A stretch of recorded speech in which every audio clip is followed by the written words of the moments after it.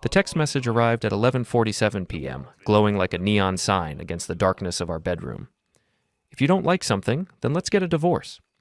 I stared at those words until they burned into my retinas. My wife Alicia was at another nightclub, her third girls' night this month, and apparently she'd grown tired of my complaints about her newfound hobby of disappearing into bass-heavy darkness every weekend. My name is Greg Sloan, I'm 38 years old, and I manage 3 restaurants in our mid-sized Ohio town. I'm not the jealous type, never have been. But when your wife starts treating nightclubs like they're part of her job description, even the most trusting husband begins to wonder what exactly she's dancing to. It started 6 months ago. Alicia, my wife of 12 years and mother of our 2 daughters, suddenly developed an insatiable appetite for late-night entertainment. At first, I thought it was healthy. She'd been stuck in the house during the pandemic, working her event planning business from home, dealing with virtual birthday parties and Zoom weddings. When things opened up again, she deserved to blow off steam, but blowing off steam turned into a weekly ritual, then twice weekly, then every time her best friend Susie called with another emergency girls' night. Susie Martinez had been Alicia's partner in crime since middle school, a wild, manipulative woman who treated marriage like a suggestion rather than a commitment. "Greg, you're being controlling," Alicia would say whenever I asked her to stay home. "I'm not your property. I need to live my life." Live her life. As if our life together, the house we'd built, the kids we were raising, the 12 years of marriage we'd invested, somehow didn't count as living. Tonight had been different. Tonight she'd looked me dead in the eye while applying her makeup and said, "Don't wait up. I might be very late." "How late?" I'd asked. "As late as I want to be." That's when I'd made the mistake of asking her to reconsider, to maybe choose a quiet night at home with her family for once. Her response had been swift and cold. "If you don't like it, you can always file for divorce." Now, staring at her text message, I realized she'd meant every word. I got dressed. The Velvet Room was the kind of nightclub that tried too hard to be sophisticated but ended up looking like a strip mall trying to cosplay as Las Vegas. Purple neon, overpriced drinks, and a dance floor packed with people desperately trying to recapture their 20s. I found a spot at the bar where I could see everything but stay hidden in the shadows. The hood of my jacket was up, my phone was ready, and my heart was pounding like it wanted to escape my chest. It didn't take long to spot Alicia. She was impossible to miss in her tight black dress, the one she'd claimed was just comfortable, when I'd commented on how revealing it was. She was on the dance floor, moving with a confidence I hadn't seen in years, smiling too wide, laughing too loud. And she wasn't alone. The man dancing with her was tall, muscular, with the kind of cocky smile that screamed trouble. His hands were on her waist, pulling her close, and she wasn't pulling away. In fact, she was leaning into him, her body pressed against his like they'd done this dance 100 times before. I recognized him.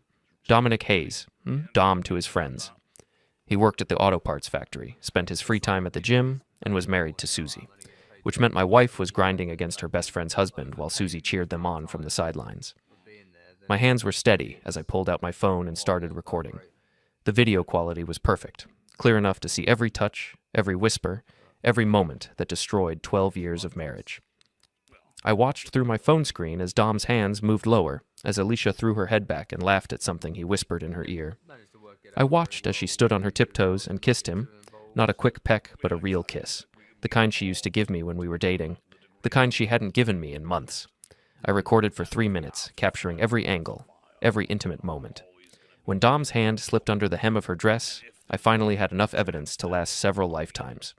I typed out a message and attached the video. "Divorce is waiting at home." I hit send and watched as she felt her phone buzz in her purse. Watched as she pulled it out, still laughing from whatever Dom had just said. Watched as her face went from flushed excitement to absolute horror in the span of 2 seconds. She looked around frantically as if she could spot me in the crowd, but I was already walking toward the exit. Behind me, I could hear her shouting something to Susie, could hear the panic in her voice as she pushed through the crowd. By the time I got home, I'd already made 2 phone calls. The first was to my best friend Richard, who happened to be a lawyer. The second was to his wife Nikki, who agreed to come over as a witness to whatever was about to happen. They were both waiting in my living room when Alicia's car screeched into the driveway 23 minutes later. Alicia burst through the front door like a hurricane, her makeup smeared, her hair disheveled, her chest heaving from panic and the sprint from her car to our porch. She stopped dead when she saw Richard and Nikki sitting calmly on our couch, professional and composed. "What the hell is this?" she demanded, her voice cracking with desperation. "This," I said from my position by the fireplace, is what divorce looks like when you're not the one who gets to control the narrative.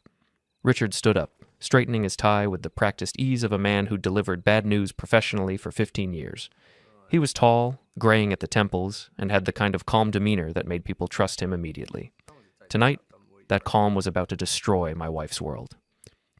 "Mrs. Sloane," Richard said, extending a manila folder toward her, "these are divorce papers. They've been filed with the court as of 9 p.m. this evening." Alicia stared at the folder like it might bite her. "This is insane. Greg, we can talk about this. Whatever you think you saw—" "I didn't think I saw anything," I interrupted. "I recorded what I saw, high definition, great audio quality. Your phone call to Dom at 7:30, where you told him you couldn't wait to feel his hands on you again, came through particularly clear." The color drained from her face. She'd forgotten about that call, made from our kitchen while I was supposedly in the shower. I'd heard every word through the baby monitor we'd never removed from the hallway. "You were spying on me," she whispered. "I was protecting myself," I corrected. "From a wife who thinks marriage is optional and fidelity is a suggestion."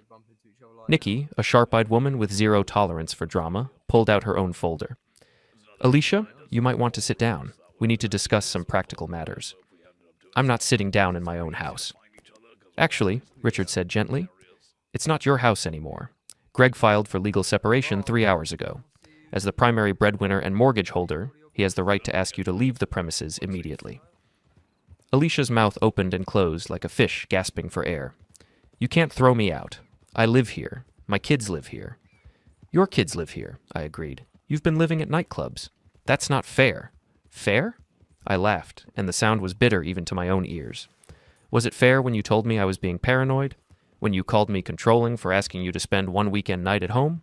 When you kissed another man while wearing the wedding ring I saved 6 months to buy?" She was crying now, black mascara streaming down her cheeks like war paint in the rain. "It didn't mean anything. Dom and I, we were just dancing. People dance, Greg.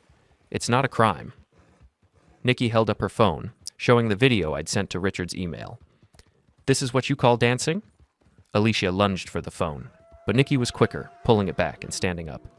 "I wouldn't do that if I were you. Assault is a crime, even if adultery isn't."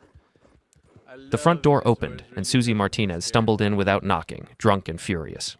She was wearing the same type of tight dress as Alicia, but in red instead of black. Her dark hair was wild, and her lipstick was smeared across her chin. "What the hell did you do to my friend, you controlling psycho?" she screamed at me. "I gave her exactly what she asked for," I replied calmly. "A divorce." "You can't just throw her out. She has rights." Richard cleared his throat. "Actually, Mrs. Martinez, you're trespassing. This is a private residence, and you weren't invited inside." "I don't give a damn about—" "Susie, stop," Alicia said weakly. "Just stop." But Susie was on a roll, probably fueled by whatever they'd been drinking at the club. "This is all because of your jealousy, isn't it? Because Alicia is beautiful and fun, and you're just some boring restaurant manager who can't keep his wife happy?" "Is that what you told her?" I asked, genuinely curious. "That this was my fault?" "It is your fault. You drove her away with your controlling behavior. I drove her away by asking her to come home before midnight on a school night. You drove her away by being boring." The front door opened again, and this time Dom Hayes walked in like he owned the place. He was still wearing his club clothes, tight jeans, and a black t-shirt that showed off the muscles he was so proud of. His dark hair was perfectly styled, and he had the kind of swagger that screamed main character syndrome. "Alicia, baby, what's wrong?" he said, completely ignoring the rest of us. "Baby," in my living room, in front of my lawyer. Richard was already recording on his phone. "Mr. Hayes, I presume?" Dom finally noticed the rest of us and had the grace to look slightly uncomfortable. "Who are you?" "I'm Mrs. Sloane's divorce attorney. And you are?" "I'm a friend." "A friend who calls married women baby?" Dom's chest puffed out, and I could see him calculating whether he could intimidate his way out of this situation. He was bigger than me, stronger, and probably used to solving problems with his fists. "Look, man," he said, turning to me, "this doesn't have to get ugly." "You're right," I agreed. "It doesn't." I walked to the front door and held it open. "Which is why you're going to leave. Now." "I'm not going anywhere without Alicia." "Yes, you are." Dom took a step toward me, his hands clenching into fists. "You want to try to make me?" I smiled. It wasn't a nice smile. "Dom, you're standing in my living room, admitting to an affair with my wife, in front of 2 lawyers who are recording everything you say. If you touch me, it's assault. If you refuse to leave, it's trespassing. If you keep talking, you're just giving us more evidence for court." He stopped moving toward me, confusion replacing aggression on his face. "But here's the thing," I continued. "I don't want to call the police. I don't want to press charges. I just want you to walk out that door and never come back. And if I don't," I pulled out my phone and showed him the video I'd taken at the club. "Then this goes to your boss at the factory, and to your wife, and to the Facebook page for our neighborhood, and to the group chat for your gym." Dom's face went pale. "You wouldn't. Try me." For a long moment, we stared at each other. Then Dom's shoulders sagged, and he looked at Alicia with something that might have been regret. "I'm sorry, babe. I can't. This is too much drama for me." And just like that, he walked out the door, leaving Alicia standing in the middle of our living room, abandoned by her knight in shining armor the moment things got complicated. "Dom!" she called after him, but the only response was the sound of his truck starting in the driveway. Susie was staring at the closed door in disbelief. "He just left." "They always do," Nikki said matter-of-factly. "Men like that are only interested in the fun parts. When reality shows up, they disappear." Alicia collapsed onto the couch, her head in her hands. "This is a nightmare." "No," I said quietly. "This is consequences." The next morning, I woke up in the guest bedroom to the sound of Alicia's car starting in the driveway. She'd spent the night in our bedroom. I'd allowed that much for the sake of the kids, but now she was gone before breakfast, probably to cry on Susie's shoulder and figure out her next move. Our daughters, Emma and Sophie, ages 10 and 8, were eating cereal at the kitchen table when I came downstairs. They knew something was wrong, kids always do, but they didn't know how wrong yet. "Where's Mom?" Emma asked, not looking up from her phone. "She had to leave early for work," I said, which was technically true if you considered damage control a form of employment. Sophie, always the more perceptive of the two, studied my face with those serious brown eyes she'd inherited from her mother. "Are you and Mom fighting?" I sat down across from them, trying to figure out how to explain that their mother had blown up our family for the sake of dancing with another woman's husband. "We're having some grown-up problems," I said finally. "But whatever happens, you need to know that we both love you very much, and that's never going to change." Emma finally looked up from her phone. "Are you getting divorced?" The question hit me like a punch to the stomach, even though I'd been expecting it. Kids are smarter than we give them credit for, and mine were no exception. "We're figuring things out," I said, "but right now we need to focus on getting you two ready for school." After I dropped the girls off at Jefferson Elementary, I drove to my office at Romano's, the flagship restaurant of the 3 I managed. It was a mid-scale Italian place that served decent food to families who wanted to feel fancy without breaking the bank. My assistant manager, Kelly, was already there, setting up for the lunch rush. She was 26, efficient, and had the kind of no-nonsense attitude that made her invaluable in the restaurant business. "You look like hell," she said by way of greeting. "Thanks, that's exactly what I was going for." "Rough night?" I considered how much to tell her. Kelly had worked for me for 3 years, and she'd met Alicia at company parties. She'd also been the one to cover for me yesterday when I'd left early to meet with Richard about the divorce papers. "Alicia and I are separating," I said finally.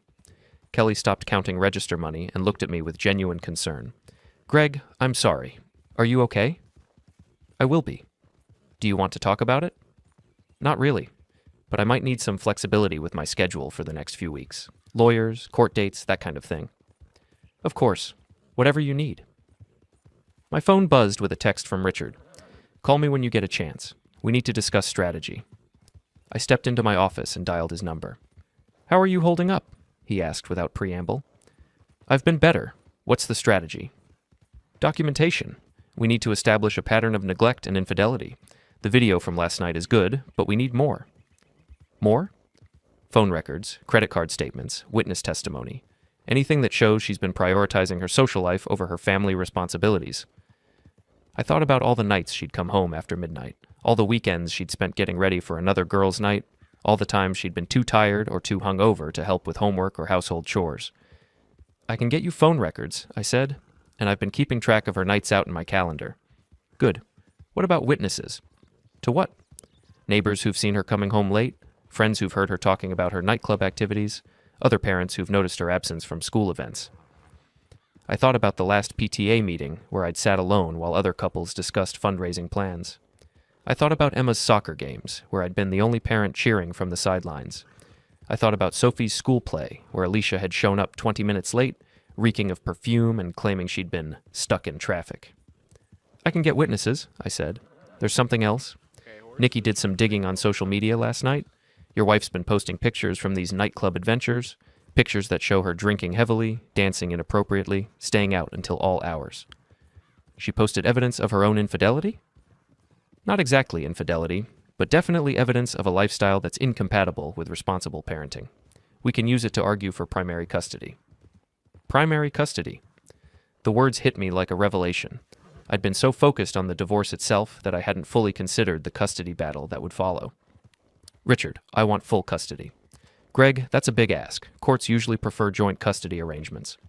Not when one parent is more interested in nightclubs than in their children's bedtime stories. There was a pause on the other end of the line. Okay, but if we're going for full custody, we need to be absolutely bulletproof. No mistakes, no gaps in documentation, no opportunities for her to claim you're being vindictive. What do I need to do? Keep being the perfect father, document everything, and whatever you do, don't let her provoke you into doing something stupid. After I hung up, I sat in my office chair and stared at the family photo on my desk. It had been taken last Christmas, all four of us smiling in front of the tree. Alicia looked beautiful and happy, her arms around the girls, her head leaning against my shoulder. It was amazing how quickly a photograph could become a lie. My phone rang. The caller ID showed Alicia's number. Hello? Greg, we need to talk. Her voice was hoarse, probably from crying. I think we said everything we needed to say last night. Please, I know you're angry, but we can work this out. For the girls. The girls are exactly why we can't work this out. That's not fair. Alicia, you've spent more time at nightclubs in the past 6 months than you have at our daughter's school events. You've missed bedtime stories, homework help, and family dinners because you were too busy dancing with other women's husbands. Tell me how any of that is fair to Emma and Sophie. I made mistakes, but that doesn't mean our marriage is over. You didn't make mistakes. You made choices. Every single time you walked out that door, you chose someone else over your family. It wasn't like that. Then what was it like? Explain to me how kissing Dom Hayes was about anything other than choosing him over me. Silence on the other end of the line. I thought so, I said. Alicia, I'm not angry anymore. I'm done. There's a difference. What about the girls? What about them? They need their mother. They need a mother who puts them first. When you figure out how to be that person, we can discuss visitation. Visitation? Greg, you can't keep my children away from me. I'm not keeping them away from you. I'm protecting them from the version of you that thinks nightclubs are more important than family. She was crying again, but this time it sounded different. Less panicked, more desperate. Please, she whispered. Don't do this. You already did it, I said, and hung up. 2 weeks later, the real war began. Alicia had moved in with Susie temporarily, and the two of them had apparently spent their time plotting my destruction. It started with a call from Emma's school. Mr. Sloan, this is Principal Harrison. We need to discuss a concerning conversation I had with your wife this morning. I was in the middle of inventory at Romano's, but I stepped into my office and closed the door. What kind of conversation? She came in to update Emma's emergency contact information and mentioned that you've been struggling with anger issues. She seemed very concerned about the girl's safety. My blood pressure spiked. Principal Harrison, my wife and I are going through a divorce. I think she might be trying to create problems where none exist. I understand divorce can be difficult, Mr. Sloan, but I have to take any safety concerns seriously. Of course. What exactly did she tell you? She said you've been drinking heavily, staying out late, and that she's worried about your emotional stability. I almost laughed. The projection was so blatant, it was almost comical. Almost. Principal Harrison, would you like to see the documentation of my wife's nightclub activities? Or the video of her kissing another man? Because I think you'll find that any concerns about emotional stability are misplaced. There was a long pause. Mr. Sloan, perhaps we should schedule a meeting to discuss the situation properly. I think that's a good idea. Can my lawyer attend? If you feel that's necessary. After I hung up, I called Richard immediately. She's trying to paint me as unstable, I told him. Going to the kids' school, probably talking to neighbors, building a case that I'm the problem. Classic deflection strategy, Richard said. Don't worry about it. We have documentation of her behavior, and we can easily disprove any claims about your stability. What about character witnesses? That's actually a good idea. Who would speak for you? I thought about it. Kelly had seen me handle stressful situations at work with professionalism. The other parents at school knew me as the reliable one who showed up to every event. My neighbors had watched me mow my lawn, shovel their driveways, and organize block parties for years. I can get plenty of character witnesses, I said. The question is, can she? That evening, I was helping Sophie with her math homework when the doorbell rang. Through the peephole, I could see Dom Hayes standing on my porch, looking nervous. I opened the door but didn't invite him in. What do you want? Look, man, I think we got off on the wrong foot. The wrong foot would be you staying away from my wife. What you did was adultery. It wasn't that serious. We were just having fun. Fun? Right. I leaned against the doorframe, studying his face. Let me guess. Alicia sent you here to try to smooth things over. She's really torn up about this whole thing. She loves you, man. She loves your family. She has a funny way of showing it. People make mistakes. People make mistakes, I agreed. But they also face consequences for those mistakes. What's your point? Dom shifted uncomfortably. Maybe you could consider, I don't know, couples therapy or something? Instead of blowing up your whole family? Dom, let me ask you something. Are you planning to leave your wife for Alicia? What? No, man, it's not like that. So you're planning to keep her as a side piece while you stay married to Susie? It's complicated. No, it's really not. You want to have your cake and eat it too, and you're upset that I'm not playing along. Look, I'm trying to be reasonable here. Reasonable would have been keeping your hands off my wife. What you're doing now is damage control. I started to close the door, but Dom put his hand against it. You're making a mistake, he said, and there was something threatening in his voice. Are you threatening me? On my own property? In front of my children? Dom realized his mistake immediately. No, man. You just meant that you're used to intimidating people to get what you want. But I'm not most people, Dom. I'm a man who has nothing left to lose, which makes me very dangerous. You don't scare me, I smiled. I should. That night, after the girls were asleep, I sat in my home office and planned my counterattack. If Alicia wanted to play dirty, I could play dirty too. The difference was that I had the moral high ground and better documentation. I started with social media. Alicia's Instagram account was public, and it was a treasure trove of evidence. Photos from nightclubs, pictures of drinks, videos of her dancing with various men. She'd been documenting her own infidelity for months without realizing it. I screenshot everything and sent it to Richard with a note, Exhibit A through Z. Then I called my neighbor, Mrs. Patterson, an elderly widow who lived next door and had always been fond of our girls. Mrs. Patterson, it's Greg Sloan. I'm sorry to call so late. Oh, hello, dear. Is everything all right? Actually, I wanted to ask you about something. You know Alicia and I are having some marital problems. I've noticed she's been out quite a lot lately. I hope you two can work things out. Mrs. Patterson, if someone asked you about my character, what would you say? I'd say you're one of the finest young men I've ever known. Always helping with groceries, shoveling my driveway, bringing the girls over to visit. Why do you ask? There might be a custody hearing, and I wanted to make sure you'd be comfortable speaking honestly about what you've observed. Of course, dear, anything you need. I made similar calls to 3 other neighbors, 2 parents from the girls' school, and my boss at the restaurant group. By the time I went to bed, I had a list of 12 people willing to testify to my character and parenting abilities. The next morning, I dropped the girls off at school and noticed Alicia's car in the parking lot. She was standing near the main entrance, talking to a group of other mothers. When she saw me, she waved like nothing had happened. I walked over to the group, which included Jennifer Walsh, the PTA president, and 2 other women I recognized from school events. Good morning, ladies, I said pleasantly. Oh, Greg, Jennifer said with obvious discomfort. How are you holding up? I'm doing well, thanks. Just focusing on the girls and making sure they feel stable during this transition.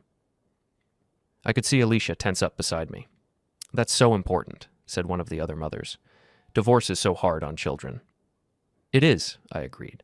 But I think kids are resilient as long as they have at least one parent who's consistently present and reliable.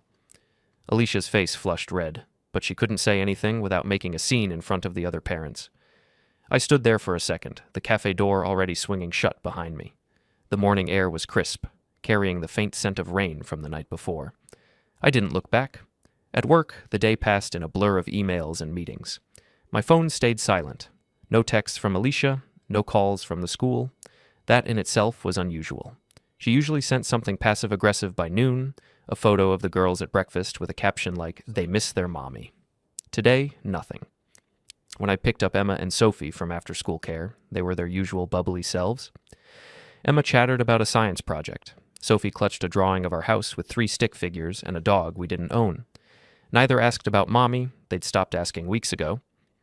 That evening, as I helped them with homework and made spaghetti, my phone buzzed. It was my lawyer, Mark. "Greg, Alicia's attorney just filed an emergency motion. She's claiming you're alienating the children and wants temporary primary custody. She's alleging you're unstable, that your public confrontation at the school was emotional abuse." I laughed, a short, bitter sound. She threatened to take the girls away if I didn't take her back. I walked out of the coffee shop. Mark sighed. "I know. We've got the recording from your phone. Yes, I saved it." Her exact words. "I'll make sure you regret it. I'll take the girls, and you'll never see them again." That's coercive, not parental concern. We'll counter with the evidence of her neglect.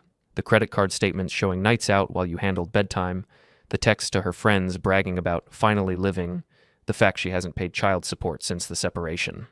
I rubbed my temples. "How long until the hearing?"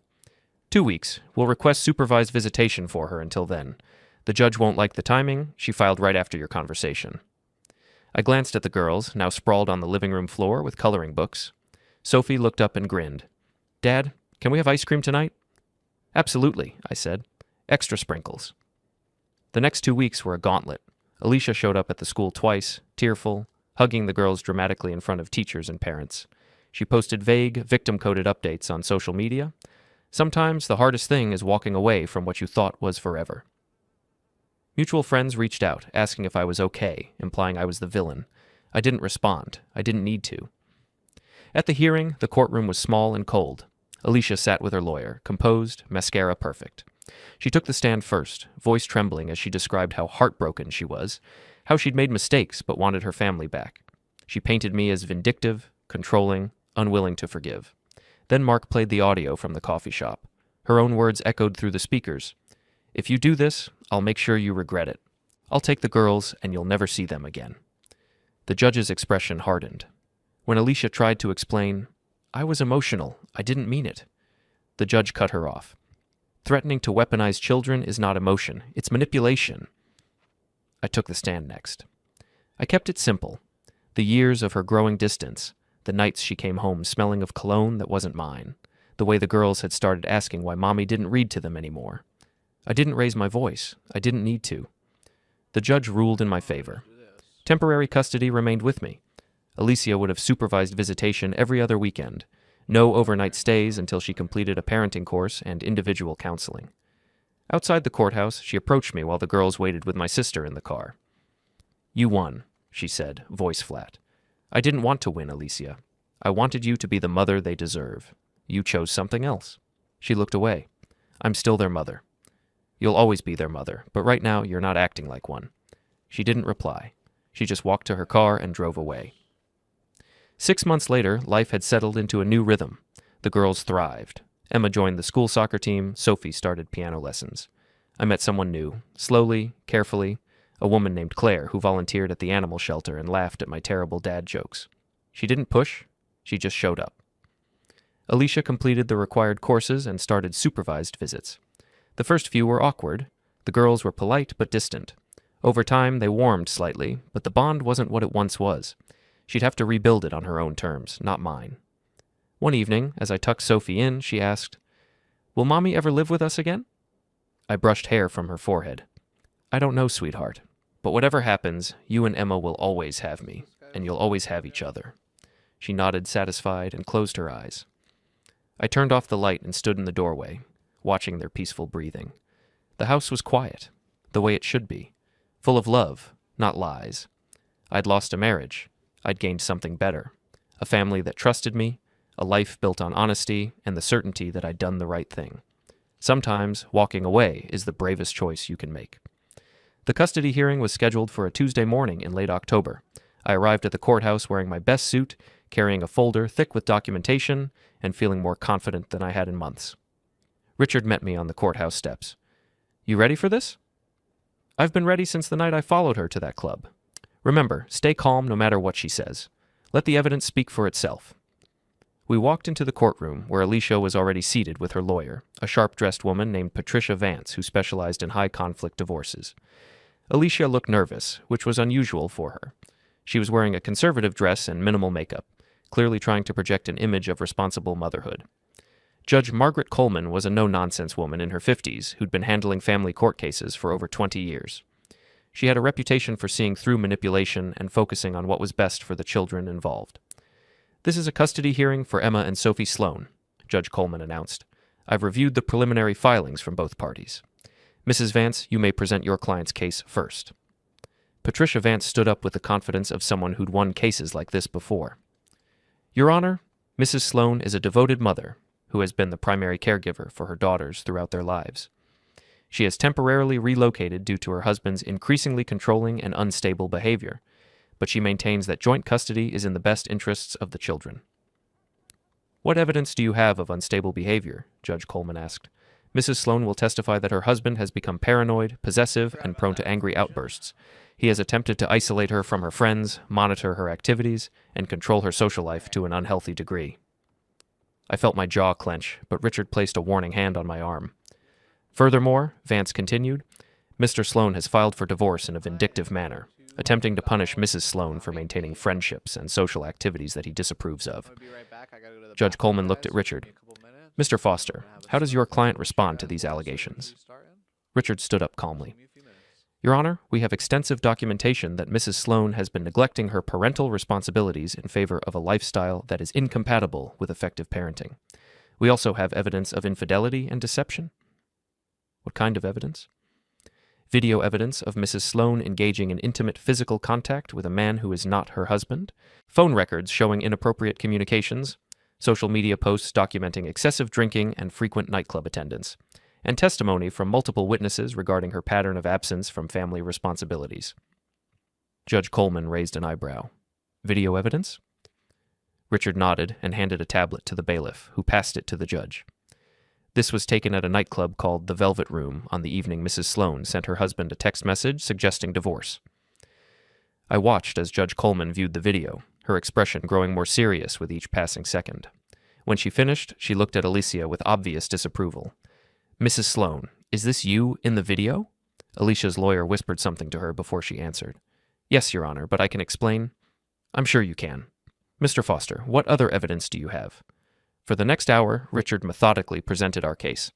Phone records showing Alicia's late-night calls to Dom, credit card statements proving she'd spent hundreds of dollars at nightclubs while claiming we couldn't afford family activities, screenshots of her Instagram posts showing her drinking and partying while the girls were at home with me. Then came the character witnesses. Mrs. Patterson testified that she'd rarely seen Alicia home in the evenings over the past 6 months, but that I was consistently present, helping with homework and bedtime routines. Kelly testified that I'd never missed work due to drinking or emotional instability, but that I'd frequently had to leave early to handle parental responsibilities when Alicia was unavailable. Jennifer Walsh, the PTA president, testified that Alicia had missed the last 4 PTA meetings and 3 school fundraising events, while I had attended all of them. By the time Richard finished presenting our case, Alicia looked like she wanted to disappear into her chair. "Mrs. Vance," Judge Coleman said, "does your client wish to testify on her own behalf?" Patricia Vance looked at Alicia, who shook her head slightly. "No, Your Honor. We believe the evidence speaks for itself." "Very well, Mr. Sloan. Would you like to make a statement?" I stood up, my heart pounding. "Your Honor, I don't want to punish my wife. I want to protect my daughters. They deserve a stable home environment with a parent who prioritizes their needs above personal entertainment. I've been that parent for 12 years, and I'm prepared to continue being that parent for as long as they need me." Judge Coleman nodded and made some notes. "I'm going to take a brief recess to review all the evidence. We'll reconvene in 30 minutes. During the recess, I stepped outside for some fresh air. Alicia followed me, looking desperate. "Greg, please, don't take my children away from me." "I'm not taking them away from you. I'm giving them the stability they deserve. I can change. I can be better."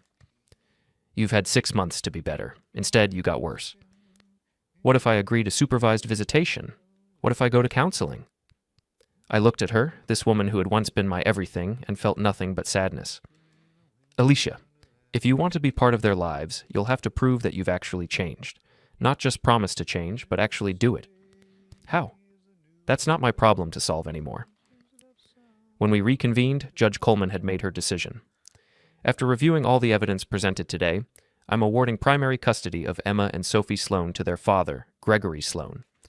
Mrs. Sloan will have supervised visitation every other weekend, with the possibility of expanded visitation after 6 months if she can demonstrate consistent, responsible behavior.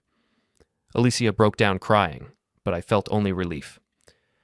Furthermore, Judge Coleman continued, Mrs. Sloan is ordered to attend parenting classes and substance abuse counseling before her visitation rights can be reinstated. Your Honor, Patricia Vance objected, there's no evidence of substance abuse. There's evidence of excessive drinking documented on social media, Counselor. I'd rather err on the side of caution when children's welfare is at stake. As we left the courthouse, Richard clapped me on the shoulder. You did it. We did it, I corrected. Thank you for everything. What's next? Next, I go pick up my daughters from school and tell them they're coming home with me, permanently. That evening, I sat Emma and Sophie down in our living room and explained the judge's decision. They took it better than I'd expected. Kids are more perceptive than adults give them credit for, and they'd already figured out that something was seriously wrong with their mother's behavior. Does this mean Mom doesn't love us anymore? Sophie asked. No, sweetheart. It means Mom is going through some problems right now, and she needs time to figure things out. But she loves you very much, and so do I. Will we still see her? Emma asked. Yes, but not as often as before. And when you do see her, there will be other adults around to make sure everything goes smoothly. Like babysitters? Sort of like that. Sophie curled up next to me on the couch. Daddy, are you sad about Mom? I thought about it for a moment. I'm sad about what happened, but I'm not sad about what comes next. We're going to be just fine, the three of us. And for the first time in months, I actually believed it. 6 months later, I was cleaning out the garage when I found a box of old photo albums, pictures of our wedding, our honeymoon, the girls' first steps, family vacations, Christmas mornings, a lifetime of memories that now felt like artifacts from someone else's life. I was about to put the box in storage when Emma found me. What are those, Dad? Old pictures of our family. She sat down next to me and started flipping through one of the albums. Mom looks really happy here. She was happy. We all were. Do you miss her? I miss the person she used to be, but that person has been gone for a long time. Maybe she'll come back someday.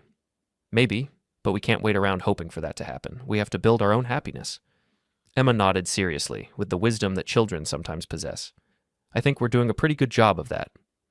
Yeah, I said, putting my arm around her. I think we are too. As for Alicia, she completed her court-ordered counseling and parenting classes. She sees the girls every other weekend now, and she's been consistent about showing up sober and on time. She moved out of Susie's place and got her own apartment. She's even started dating someone new, a divorced father who apparently shares her love of nightlife. Dom and Susie got divorced too, though not because of the affair. Turns out Dom had been cheating with multiple women, and Susie finally got tired of being married to a man who treated fidelity as optional. The last I heard, Dom was living with his mother and working part-time at a gym. Sometimes I wonder if things could have been different, if I'd been a better husband, if I'd paid more attention to the warning signs, if I'd fought harder to save our marriage before it was too late. But then I remember that marriage is a partnership, and partnerships only work when both people are equally committed to making them work. I was willing to fight for our family.